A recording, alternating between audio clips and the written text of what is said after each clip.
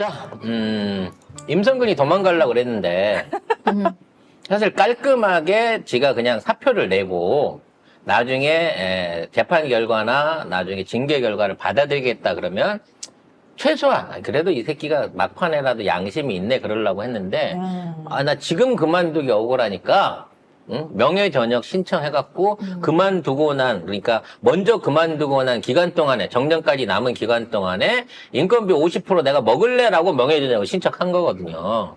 이걸 받아주면 말 그대로 우리 군대는 임성근의 군대가 될 뻔한 건데 다행히 이 요청이 거절이 됐습니다. 문제는 거절을 했다고 해서 얘를 처벌하겠다고 처벌하겠다고 내린 것도 아니에요. 그냥 단순하게 이 문제에 대해서는 거절이 일어나게 된 겁니다. 네, 해군본부가 이틀 전에 임성근에 대한 명예전역 심사위원회를 개최해 그를 명예전역자로 선발하지 않기로 했습니다.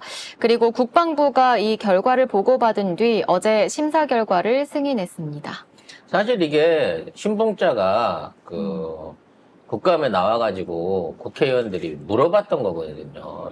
성근이 명예전역 신청했다는데 그거 통과시켜 줄 거야? 그러니까 아니죠. 그러면 안 되죠. 라고 했기 때문에 아마도 이게 된 것 같아요. 근데 저는 너무 웃긴 게 그래 임성근이야 또라이니까 진짜 이기적이고 못돼 처먹었으니까 명예전역 지원서를 제출한다고 쳐요.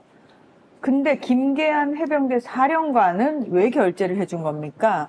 그러니까. 와 진짜 끝까지 치졸하시네요. 김계한 결국은 사령관. 해병대에서까지는 임성근이 왕인 거야. 와 진짜. 그거를 국방부에서 해군에서 이거를 안 맞고 이것까지 통과를 시켰다 그러면 신봉자보다 얘가 위에 사람이 될 뻔한 거지. 근데 결국 김계환은 그거를 다시 해군본부로 던져 올리는 과정 중에 이 역시도 누가 시켜서 이런 결정을 이런 결재를 하게 됐는지 나중에 꼭 밝혀야 할 것 같다는 생각이 듭니다. 아직까지 이 상황에 대해서 피의자 신분으로 넘어가거나 뭐 조사를 받거나 하진 않습니다. 경찰에서는 무혐의 처리됐기 때문에 민간 법원에서는 현재 임성근에 대한 어떠한 조사라든지 처벌에 대한 기준이 마련돼 있지 않은 거고요. 그리고 군 검찰 안에서도 과실치사에 대한 부분은 아직까지 군 검찰에서도 이거에 대한 결론은 내리지 못하고 있는 상황이에요. 유일하게 지금 임성근을 조사할 수 있는 거는 공수처뿐인데 공수처는 순직에 대한 부분을 얘기하는 게 아니고 지금 이러한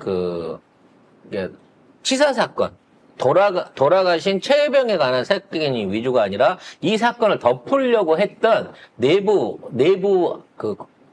해병대 안에서의 내부 결재나 외압에 대한 부분을 수사하고 있는 거기 때문에 사실상 사망에 대한 책임에 대한 처벌은 어떤 부분에서도 지금 다뤄지지 않고 있다는 게 저는 오히려 더 분노할 상황이라고 생각이 됩니다. 그래서 지금 있는 징계를 받게 되더라도 결국 과실치사라든지 아니면 뭐 업무상의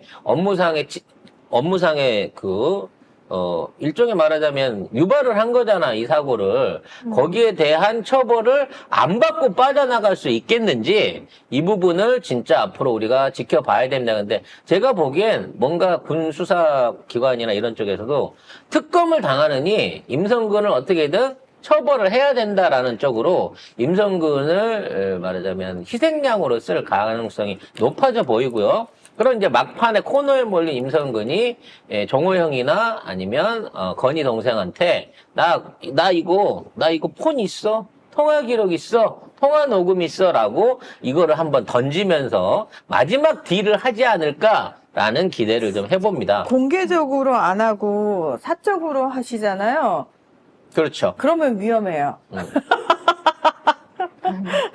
차라리 공개를 먼저 하는 게 낫지 않을까요? 차라리 내가 이런 거 있어요라고 먼저 공개를 하시고 나중에 하면 모르는데 은밀하게 어디 뭐 모르는 카톡이나 텔레그램으로 갖고 건희 동생 나 이런 자료도 갖고 있어라고 얘기하면 그 다음날 신변에 무슨 일이 생길지 모르니까 그러니까. 이 정권은 이제 막가자고 지금 나가는 정권이거든요.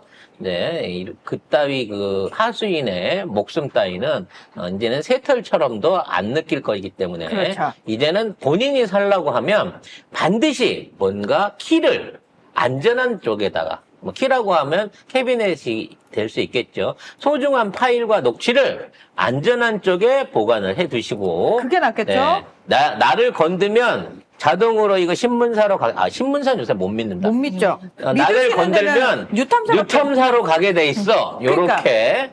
지금 뉴탐사밖에 못 네. 믿어요. 그걸 보도해 주신 데는 뉴탐사밖에 없어요. 다른 데는 보도를 자체를 안 해줘요. 그래서 이런 거 가지신 분들이 뉴탐사에만 사실 한 게 아니에요. 여러 군데 다 여러 군데 찍어봤죠? 동시에 했어요. 동시에 하는데 보도를 뉴탐사밖에 안 한대요, 지금. 네, 그러니까 빨리 복사본들을 여러 개 만드셔가지고 쭉 돌리세요, 언론사마다. 네, 그리고 남으면 저희한테도 하나 보내주시면 저희도 그냥 참고만 하도록 하겠습니다. 네? 보도, 얘기 안 하고요? 얘기 안 하고 왜요? 터지고 난 다음에 하려고. 왜요? 왜요? 먼저 하면 모난 놈이 정 맞는다고. 네, 먼저 하면 타겟이 될 수 있으니까 충분히 터지고 난 다음에 저희가 거기에 네. 대한 보충을 하도록 하겠습니다. 저희한테는 보내지 마세요. 참고만 하실 거랍니다. 자, 그런 가운데 민주당은 이제 세 번째 발의를, 특검법 세 번째 발의를 준비를 하고 있습니다. 점점 규모가 커져가지고, 이제는 이종호를 비롯한 대통령실을 보다 7070을 비롯한 구명로비 의혹이 다 들어가고 있습니다. 네, 민주당이 오늘 최상병 특검법을 재발의합니다. 세 번째로 발의되는 이번 특검법은 수사 대상에 임성근에 대한 이종호의 구명로비 의혹을 포함하기로 했는데요. 이종호가 수사 대상에 포함되면 김건희에 대해서도 특검이 수사할 여지가 생기는 겁니다. 뭐 결국은 안 할 수가 없겠죠. 지금 7070 번호나 윤석열 폰 같은 경우에는 아직까지 법원이 계속해서 영장을 안 내주고 있습니다만 영장을 안 내줘서 할 수 있는 거는 그것뿐이에요. 그냥 통화 기록. 그러니까 휴대폰 안에 들어있던 뭐 톡이나 통화 기록 같은 것들은 증거인멸을 할 수 있겠습니다만 기본적으로 통화 내력이 쌍방의 통화 내력이 적혀 있는 통신사 안의 기록은 지금 개인이 손댈 수 있는 게 아니거든요. 그래서 난 그게 겁이 나요. SKT나 KT 관련한 서버가 해킹을 당하는 게 아닌가. 그래서 그동안에 있던 통화 기록 중에 일부가 다 무너지면 큰일 나니까 일부가 어떤 형태로든 소실되는 그런 해킹이라든지 화재 사고 같은 게 나지 않을까. 그 과정에 정말 우연하게도 7070과 윤석열 개인 핸드폰 관련된 통화 기록이 없어지는. 물론 이거를 북한이 하겠지만 북한의 해킹에 의해서 그러한 피해를 받는 건 아닐까라는 걱정이 좀 됩니다. 이제는 통신사의 서버를 우리가 감시하고 지켜줘야 돼요. 비근한 예로 지금 이 정부 들어와서 이제 그 음모론의 확장판이라고 할 수 있는데 모든 국가기관이나 이런 쪽이 지속적으로 해킹을 당했다든지 아니면 그 전산 오류 같은 것들이 계속 나고 있잖아요. 이게 행정 시스템, 그러니까, 문재인 정부 때부터 아무 문제 없이 돌아오던 막 주민등록 발급 시스템 이런 것들이 선거 직전에 막 고장나고 무너지고 며칠씩 다운되고 그런 예가 있었잖아요. 그래서, 전방위적으로 뭘 해먹거나 아니면 뭐 자료를 조사하거나 뭔가를 조작하기 위해서 지금 그러니까 국가 안에 있는 기관 전산망을 손대는 게 아니야? 라는 걱정을 많이 했었거든요. 근데 그런 걱정이 점점 더 현실에 가까워오고 있는 듯한 뭐 그런 상황들이 좀 엿보여요. 최근에는 국세청 안에 조세 관리 시스템 서버가 혼란을 일으켜갖고요. 이른바 전자납부, 그러니까 사전 그 전자납부 고지서 발부를 하는 시스템이 현재 다운이 돼서 이상 오류를 일으키고 있습니다. 근데 기사에는 안 나고 있죠. 송작가 TV가 먼저 여러분들한테 제보를 해드리는 겁니다. 이게 단순히 볼 문제가 아닌 게 이게 지금 저는 이제 영등포 세무서 소속이라서 그런 거예요. 이런 거죠. 제가 국가에 내 세금이 있어요. 국세가 있어요. 근데 그 국세는 우리 세무 대리인이 신고를 하게 되면 자동으로 세무서 서버에서 고지서를 생성을 합니다. 그래서 가상 계좌나 아니면 지정되어 있는 국세 계좌로 입금을 하게끔 입금하면 자동으로 입금 처리가 되게 돼요. 그런데 이 입금 처리는 날짜하고 금액이 정확한 금액과 계좌 납부하는 사람의 이 정보가 맞아야 돼요. 그렇기 때문에 어떠한 국세를, 이제 내가 국세를 얼마를 신고를 했다 그러면 그대로 고지서가 그대로 나와야 되는 거고 그 금액에 맞춰서 넣어야 돼. 이게 사전에 신고를 하지 않으면 그 금액을 끝자리 수까지 정확하게 입금을 해야 납부가 되는 시스템이란 말이죠. 근데 그동안 별일이 없었는데 이번 달 들어가지고 원천세를 소득신고를 하는데 계속해갖고 납부가 됐다라고 오류 사인이 뜨는 거예요. 우린 낸 적이 없는데. 그래서 확인을 해봤지.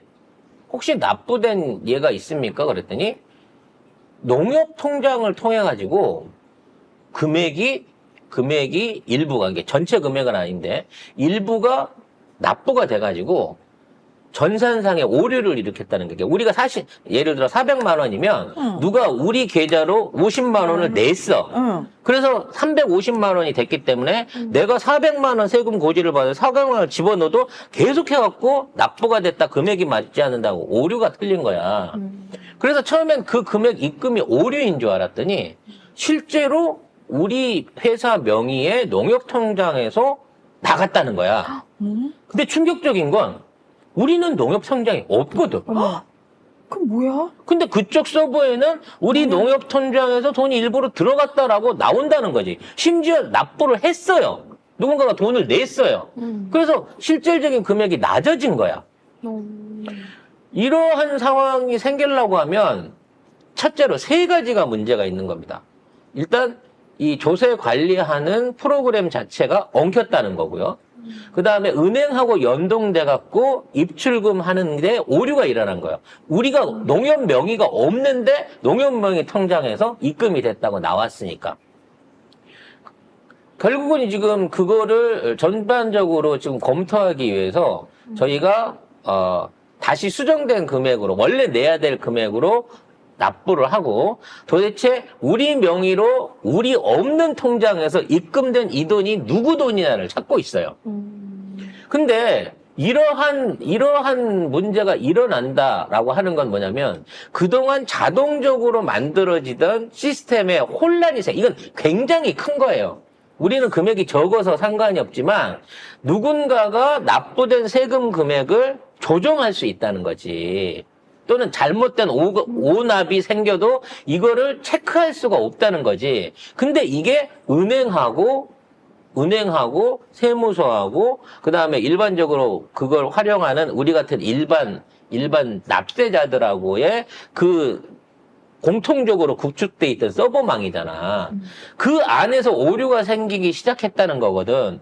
그러면 애초에 이 오류를 점검하고 여기에 대한 원인을 찾아야 되는데 지금 그 원인을 못 찾고 있는 상황이에요.